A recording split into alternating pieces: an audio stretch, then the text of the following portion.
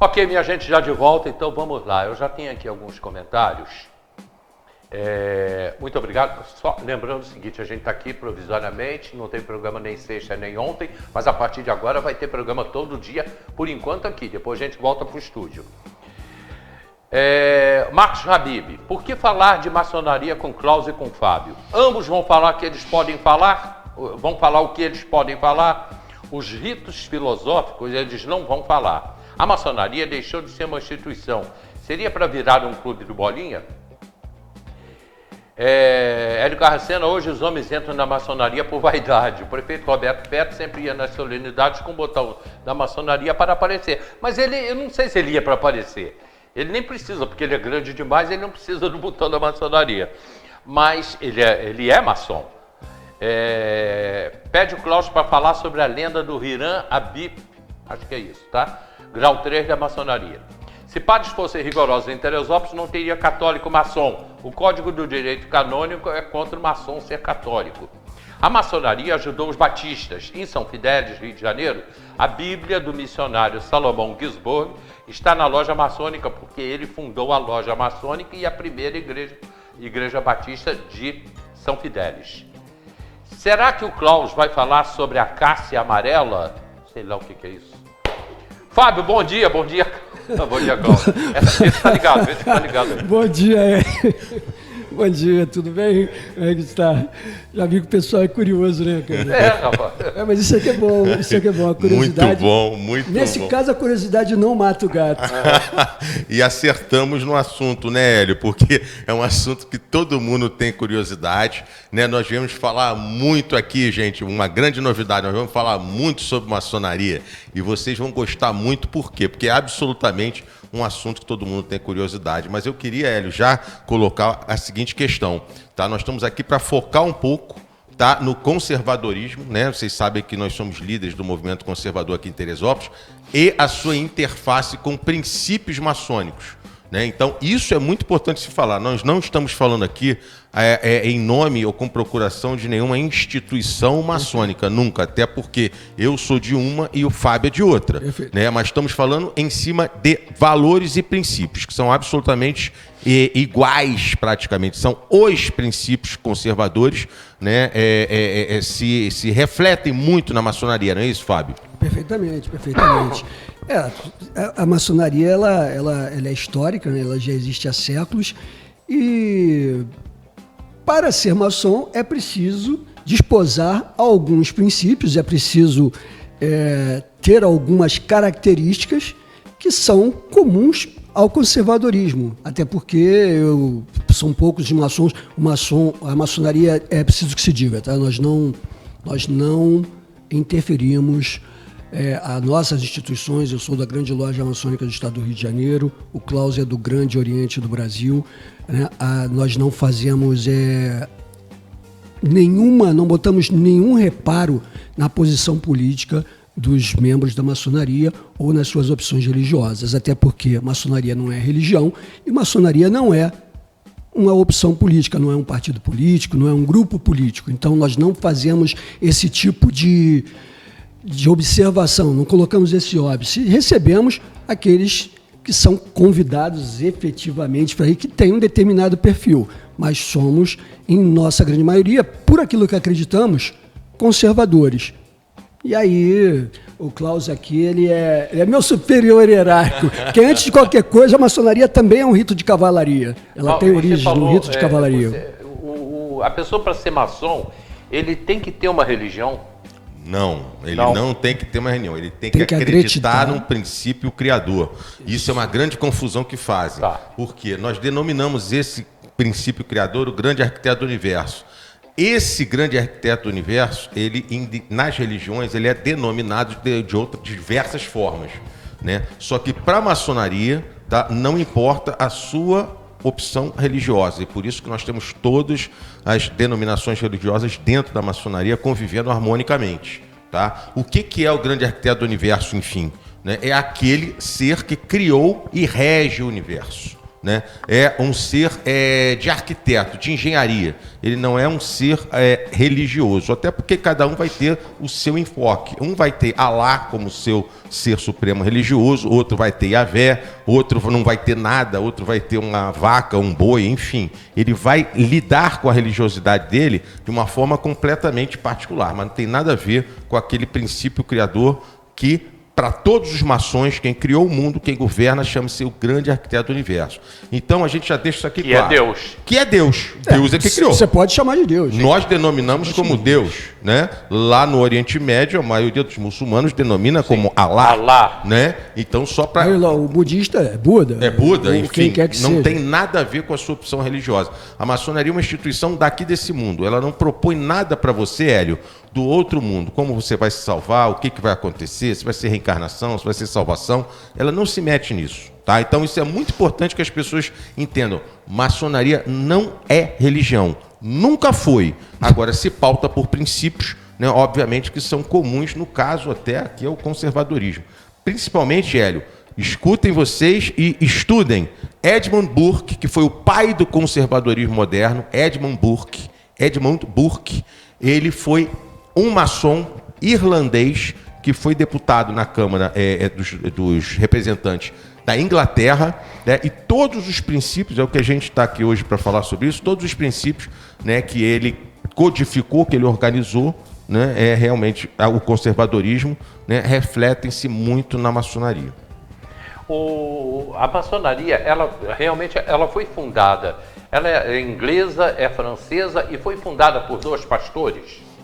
Foi sistematizada. Sim. Sistematizada, tá. Porque, via de regra, a maçonaria sempre existiu. Mais pertinho.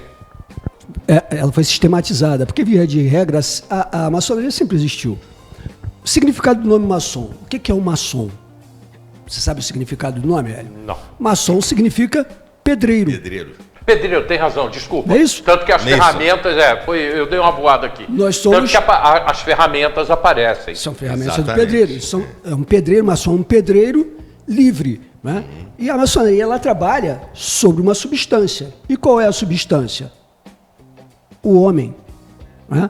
Um pedreiro, o que ele constrói? Ele constrói edifícios. Ele coloca pedras para construir edifícios. Ele faz as fundações. E ela trabalha, a maçonaria trabalha também dessa forma, construindo. E que edifício ela constrói? O edifício social. E por isso ela busca na sociedade homens livres, de bons costumes, pessoas sérias, para compor os seus quadros. E então, a partir disso, apresenta a ele a história, apresenta a ele os símbolos, né, e através de uma linguagem simbólica, trabalha esse homem para que ele entenda essa sua missão diante da sociedade. Como disse, muito bem disse o Cláudio, não tem nada a ver com religião. Ninguém fica sexta-feira ou sábado bebendo sangue. Não tem bode, não tem bode. Tá, gente? Não come criancinha. Não tem bode, não come criancinha. Esqueçam isso. Muito tá? pelo contrário. É muito raso a discussão. Agora, né, a questão a maçonaria, ela é, por definição, discreta. Né? Secreta em algum momento da sua história, quando foi perseguida, e foi muito perseguida justamente por essa interpretação equivocada das pessoas acharem que a maçonaria queria se imiscuir na igreja dessa ou daquela forma. Nada a ver. Então ela era secreta porque é uma forma de sobreviver, né? Secretamente. Né? E hoje ela é discreta. Né? Apesar de que tem irmãos que gostam realmente de demonstrar, ostentar, né? Mas cada um com a sua prática. Nós nos anos 1700, não criticamos. E salvo engano, 1714, salvo engano, Papa Gregório, salvo engano, tá? Sim. Ele condena a maçonaria e entra com uma lei canônica dizendo que o católico não poderia ser maçom. Isso nos anos 1700, né? Séculos atrás. A partir daí, o católico ficou proibido e começou a ver a maçonaria como um negócio de sangue, uma religião. Por que o Papa fez isso nessa época? Eu não sou católico. Exatamente, nós não somos católicos. Eu não sou católico, eu não posso dizer. Mas são instituições fortes, né, de alguma maneira. Eu não sei, historicamente, o Papa é o representante da igreja, é o maior representante da igreja, nós temos o maior respeito, autoridade canônica lá pelo Papa, pelo Santo Papa. Sim, sim. Né? Assim como, diferente da Igreja Batista, você tem os pastores da igreja, mas nós não temos essa hierarquia dentro da Igreja Batista, por exemplo, né?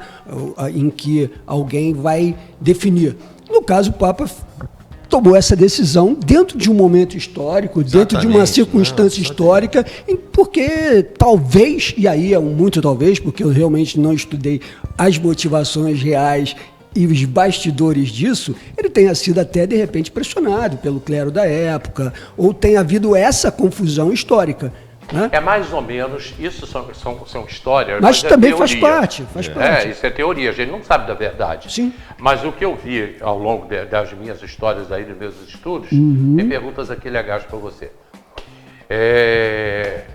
Tanto que o padre não pode casar, isso é uma coisa, porque o padre antes casava, mas ele tinha família, então o dinheiro dele ficava como herança para a família dele, até que chegou um momento que, opa, esse dinheiro tem que ficar para a igreja, aí o padre não pode casar, mas isso é uma teoria. É uma teoria porque, assim, você tem que pegar... As coisas são retiradas do seu contexto, né? Na carta, o apóstolo Paulo, ele diz assim, é melhor que o homem, né, não se case. Porque quando o homem se casa, por exemplo, eu tenho obrigações com a minha mulher e com o meu filho. Sim. O Klaus tem obrigação com a mulher dele e com as 2 filhas. Perfeito? Ele tem que dar mais atenção.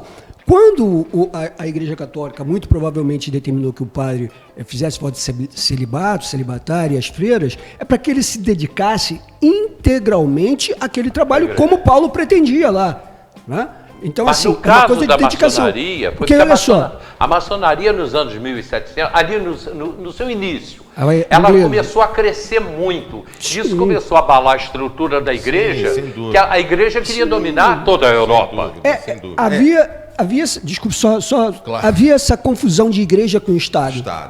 Né? Uma questão política. Uma questão política. Uma questão política. Absolutamente. Isso que eu quero deixar para o telespectador. Não tinha nada a ver com religião. Hélio, acho que a gente vai ter que voltar nesse assunto, que não dá tempo de falar tudo. Porque a gente vai lá atrás. Pergunta aqui. Uau! A gente vai lá atrás na história para você entender. E eu digo o seguinte, telespectador, estude a fundo, tá? Por quê? A maçonaria ela não é religião. Agora, se você tiver a curiosidade e a dedicação para estudar, você vai ver que toda a formação dela, a estrutura e os valores são cristãos. Então, por que ocorreu um choque lá atrás com determinada igreja, com a Igreja Católica Romana?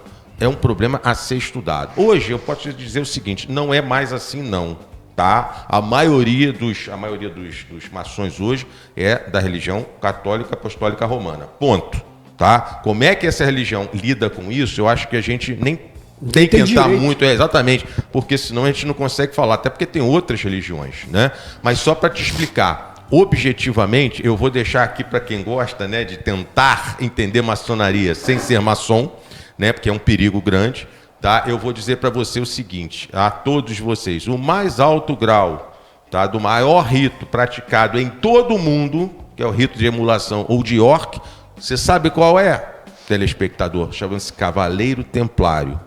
Vocês sabem quem foram os Cavaleiros Templários? Tem ideia, né, do que significa aquela cruz lá na Caravela de Cabral? Cavaleiros Templários. Alguém é louco, literalmente louco, Hélio, de dizer que toda a inspiração dos Cavaleiros Templários nas cruzadas e a estrutura deles ligados intimamente ao cristianismo não são cristãos? Não tem. Mas as pessoas não têm essa noção. Eu queria apresentar para vocês um cavaleiro templário, que sou eu, né, para poder dizer, em absolutamente nada, existe um choque com nenhuma religião. Mas se nós pudéssemos dizer, chegar perto de alguma religião que tem muitos valores próximos da maçonaria, é só olhar os graus. Qual é o mais alto grau? Cavaleiro Templário. E os templários é que por mais de uma vez, né, recuperaram Jerusalém da mão dos muçulmanos. Sim, eles eram os guerreiros.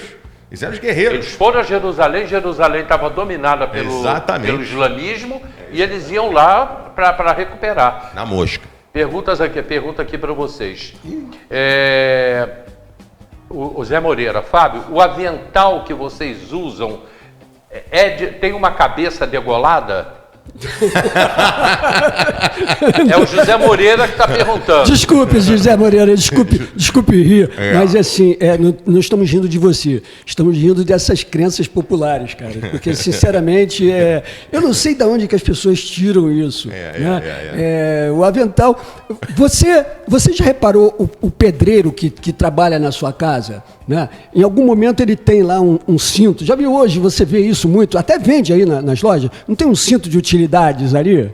Então, o nosso avental também é um símbolo de utilidade simbólico. Exatamente. Entendeu? Só que é simbólico, existem símbolos. Mas não tem nada a ver com cabeça degolada. Não tem nada a ver com bode. Gente, infelizmente vamos ter que desiludir muita gente que acha que sabe alguma coisa de maçonaria. Eu só queria dizer para vocês o seguinte, falaram sobre isso, Hélio. E só assim, o meu respeito, tá? Eu não ri da pergunta, até porque a pergunta, agradeço muito a pergunta, porque ela ajuda a justificar.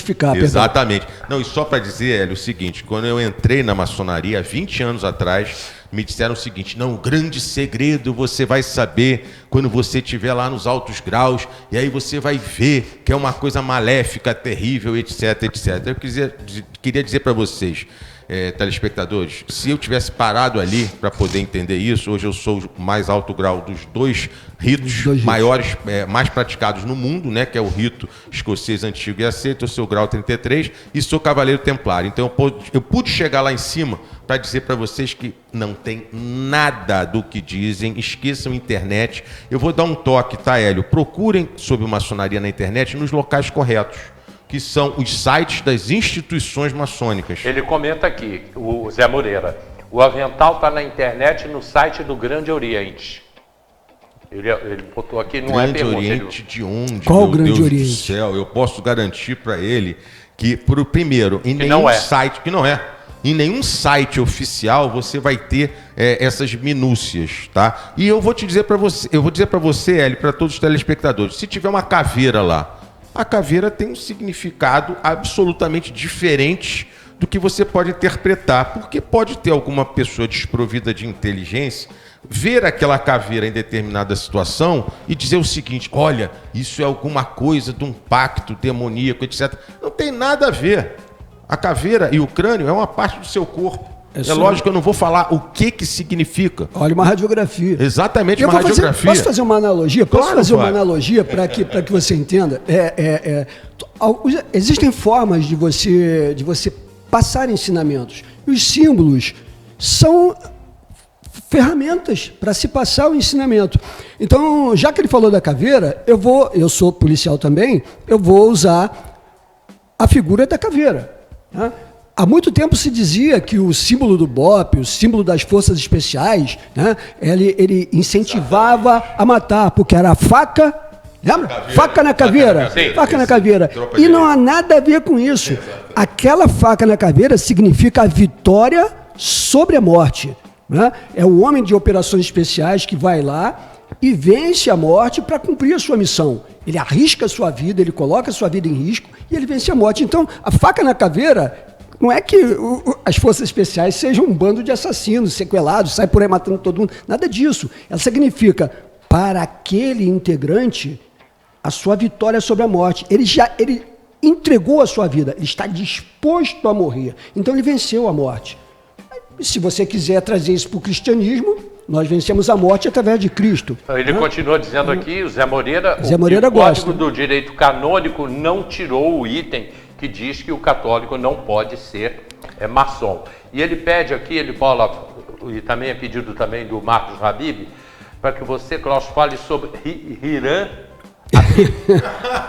Eu falo, só que não dá tempo, Hélio, para falar sobre tudo agora. Mas eu falo sim, Habib e Marcos, só que não vai ser nesse programa, porque senão a gente vai acabar com o tempo. Eu só queria dizer o seguinte, Hélio, hoje nós estamos aqui focando uma parte mais política, conservadora da maçonaria. E eu só queria deixar 3 eventos, porque afinal de contas o telespectador vai pensar, tá bom, mas o que efetivamente a maçonaria faz? Eu queria deixar para vocês o seguinte: completo apoio à abolição de escravatura, independência do Brasil, proclamação da República e tantas outras obras, tá, boas para a humanidade, boas para o país. Eu acho que é isso que a gente tem que falar. Porque a gente ficar falando sobre minúcias internas de coisas que não, Não, vão você tem razão. conseguir. Liberdade, né? igualdade, fraternidade. Vamos falar sobre São isso. valores Vamos universais. falar, mas a gente pode marcar um outro programa para Podemos. continuar. Claro. Só claro. deixa só fazer Então só um vamos- reparo, Hélio, sobre o amigo que falou que o Código Canônico não mudou,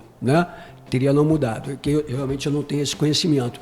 Mas a Igreja Católica é uma instituição conservadora e é próprio do conservadorismo mudar com calma. Veja que alguns papas têm feito revisões sobre a posição da Igreja históricas. Né? Alguns papas têm feito essas revisões. Pode ser que um dia isso saia lá do Código Canônico, se essa ainda não saiu. É porque alguém ainda não provocou, provavelmente, né, essa saída. Eu faço uma pergunta para você, Mas eu não tenho essa telespectador. informação, tá? Vocês conhecem algum católico excomungado hoje por ser maçom? Porque isso acabou, não existe mais, né? Não existe mais. Na prática, você conhece algum católico excomungado por pertencer à maçonaria hoje? Não. É uma discussão que a gente vai muito longe. Cabe até falar do Papa Ratzinger, que ainda está vivo, né? Está bem velhinho, mas aí é uma outra história e vai muito longe.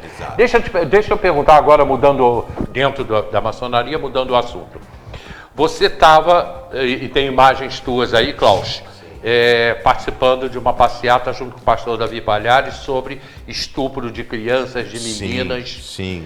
Que vem acontecendo ao longo dos anos no Brasil inteiro. Em Teresópolis. E aqui em Teresópolis também.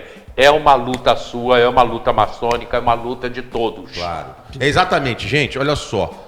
Princípio criador, Deus. Todo maçom se submete a essa força superior, o grande arquiteto do universo. Ponto. Segunda coisa, ele defende intransigentemente a liberdade, inclusive a liberdade de expressão, com a correlata responsabilidade, mas defende a liberdade. Outra coisa absolutamente essencial para o maçom, preservar e defender a família. Então eu vou dar um exemplo para vocês. Se um homem, né, quiser entrar para a maçonaria e a esposa não deixar, você sabia, Hélio, que ele não consegue entrar? Não sabia disso. Tá aí, olha aí, ó. Vocês gostam de saber detalhes da maçonaria? Se você pretende ser maçom e a sua esposa não deixar, ele não vai ser maçom. Por quê? Porque nós preservamos e colocamos a família no mais alto grau de importância dentro da vida da pessoa. Então você tem Deus, família, liberdade e, para completar, pátria.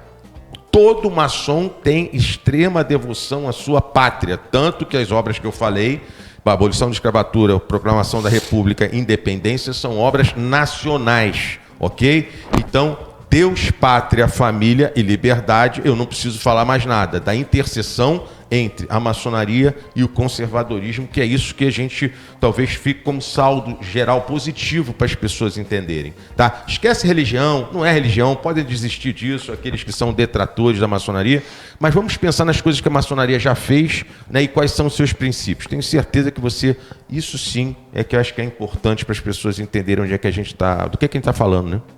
A gente fala até de um dos grandes nomes que era maçom, José do Patrocínio, que foi um dos grandes maçons. José Bonifácio. Zé Bonifácio, perdão. Isso, exatamente. Zé Bonifácio. Dom Pedro também, né, gente? E olha, na história, aí você pode pegar grandes nomes, né, da história. Dom Pedro I. Primeiro. Aham. Dom Pedro I. O que acontece? Você tem... até vou deixar o seguinte... Dom Pedro II era nosso sobrinho.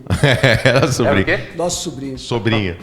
O que acontece, Hélio? Só para as pessoas entenderem, até fazer essa vinculação. O Bonifácio era muito perto do Visconde de Cairu, Sim. que foi o homem que sintetizou toda a economia no Império, naquela época do Império, traduzindo e aplicando os ensinamentos de quem? Só para vocês entenderem, de Edmund Burke.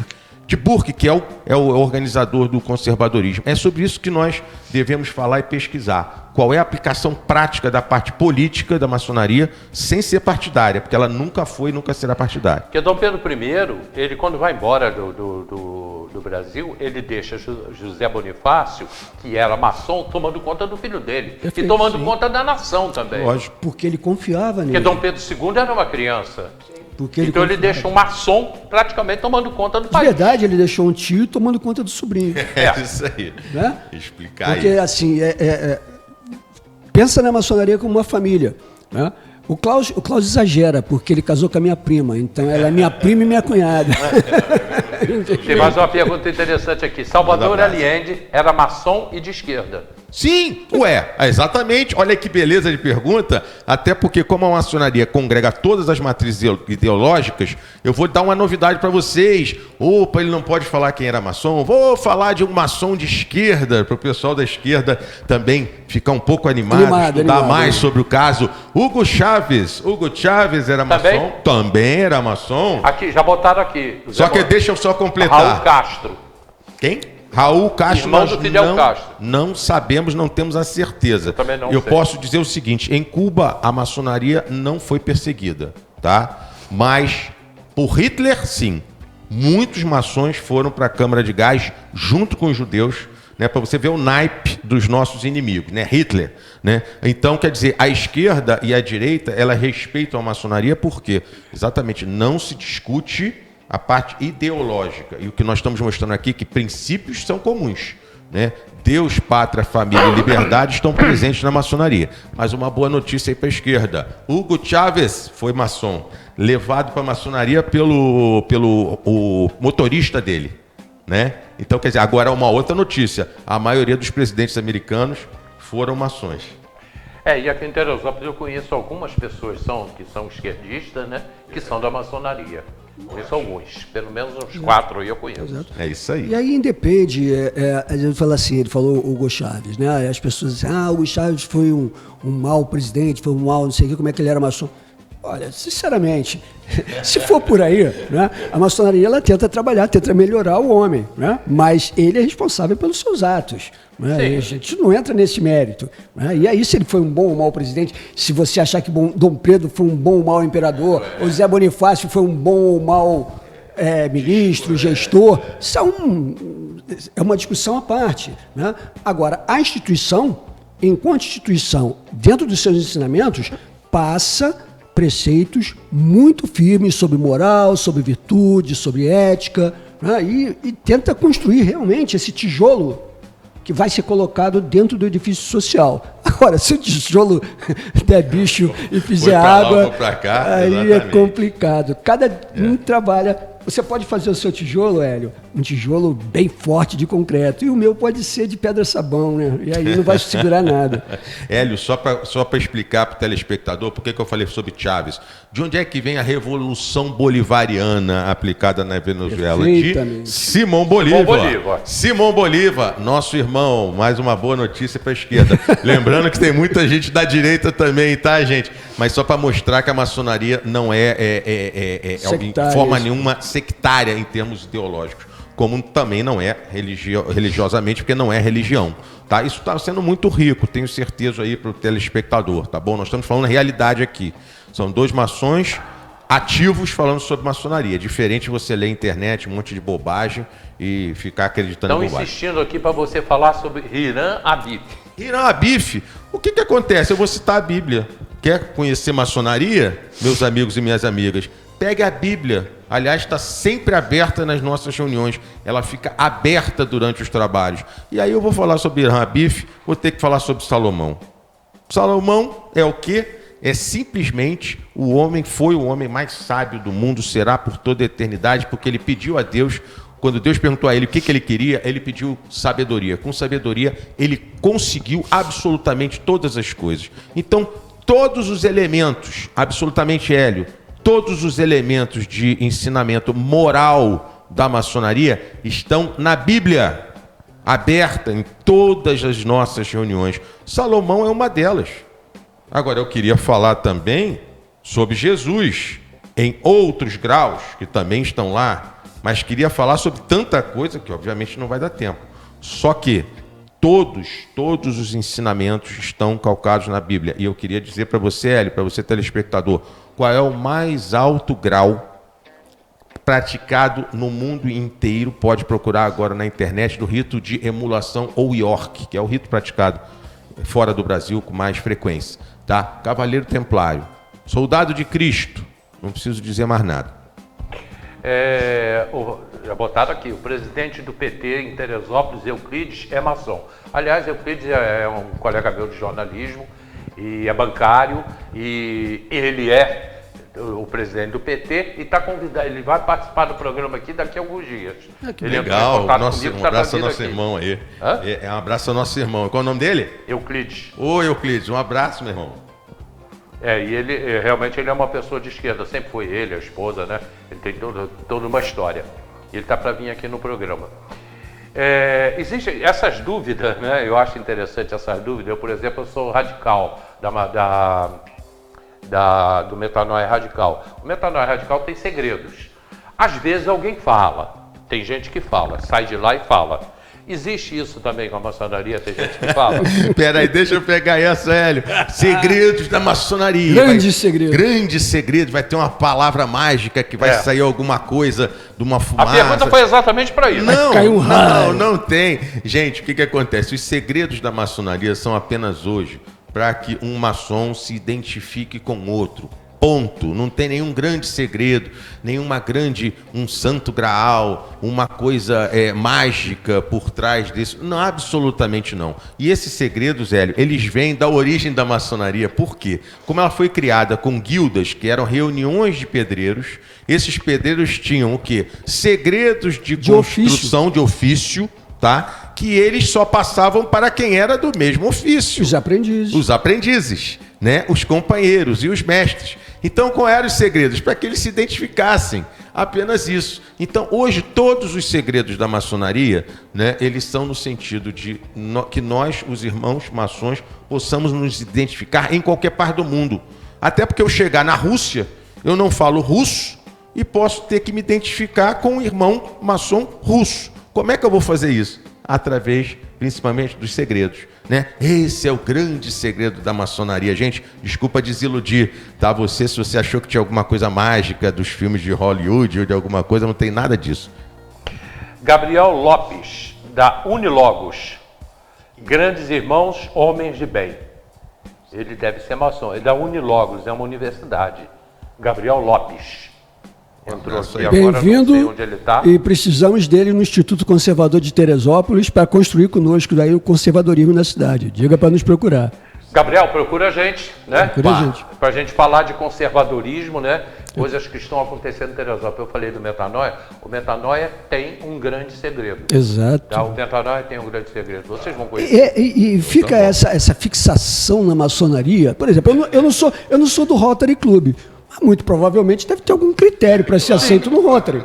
Deve ter algum critério, né? Para você ser aceito. Existem condomínios de casas, né? Onde os condôminos entrevistam quem vai comprar. Só vende se o cara tiver um determinado perfil. Então, assim, grupos sociais têm suas diretrizes, né? O Gabriel já falou aqui, vou procurar. Venha conosco. Que bom isso aí, Gabriel. Caminhar conosco, Gabriel. Gabriel, é o seguinte, se você quiser estar com eles, está com a gente, que eu dia também 8 estou agora. nesse grupo aí, desse movimento conservador. Terça-feira que vem, que agora não daria tempo, terça-feira que vem, você pode vir aqui na TV ao meio-dia. Isso aí. Que aí ele encontra com a gente. Vou falar. E também, Gabriel, e todos os telespectadores, nós estamos aqui aproveitando, Hélio, para convidar você, tá?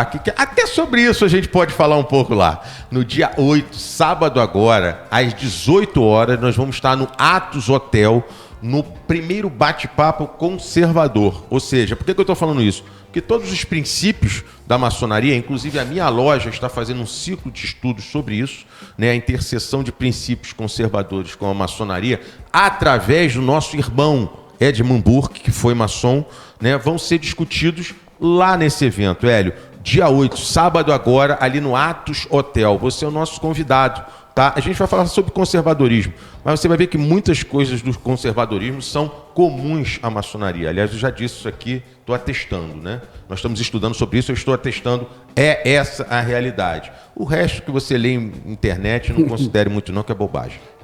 Esse momento que o Brasil está vivendo, a gente tem que falar muito de conservadorismo, porque as coisas estão acontecendo, coisas muito ruins estão acontecendo aí. Por exemplo, tá aqui, isso é conservadorismo. Uma mulher foi presa em Teresópolis com 8 quilos de cocaína, 2 quilos de maconha e 1 quilo de crack.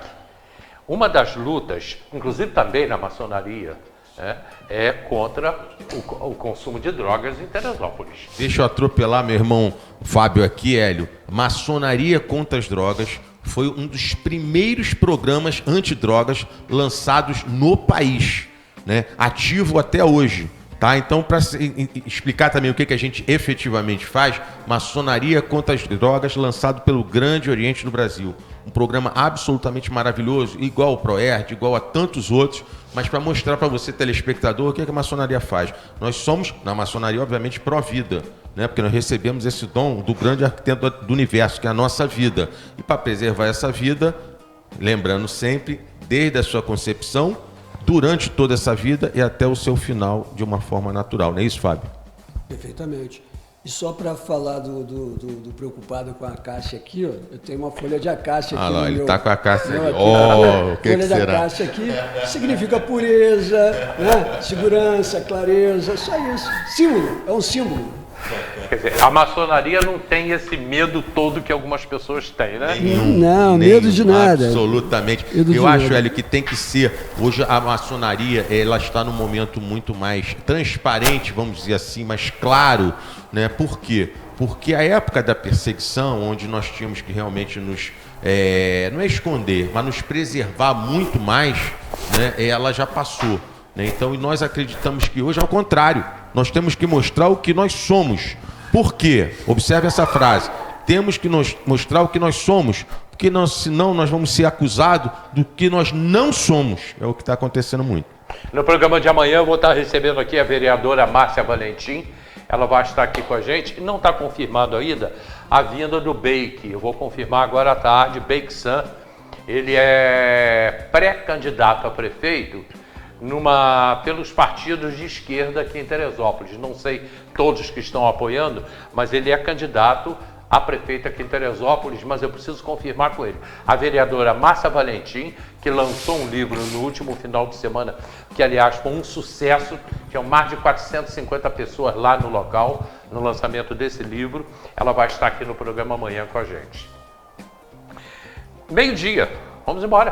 Vamos embora, almoçar. Vamos embora e até a próxima. Agora é o seguinte, não dá para encerrar esse assunto hoje. A gente sabia disso, Hélio. Mas olha, eu acho que é um assunto que vai mobilizar muita gente. Nós temos 4 lojas maçônicas aqui em Teresópolis. Um grande abraço a todos os irmãos dessas lojas. Tá? A gente não podia esquecer disso, né, Fábio? Perfeito. São todos homens livres, de bons costumes, que trabalham pela evolução da sociedade, pela preservação daquilo que a gente já falou.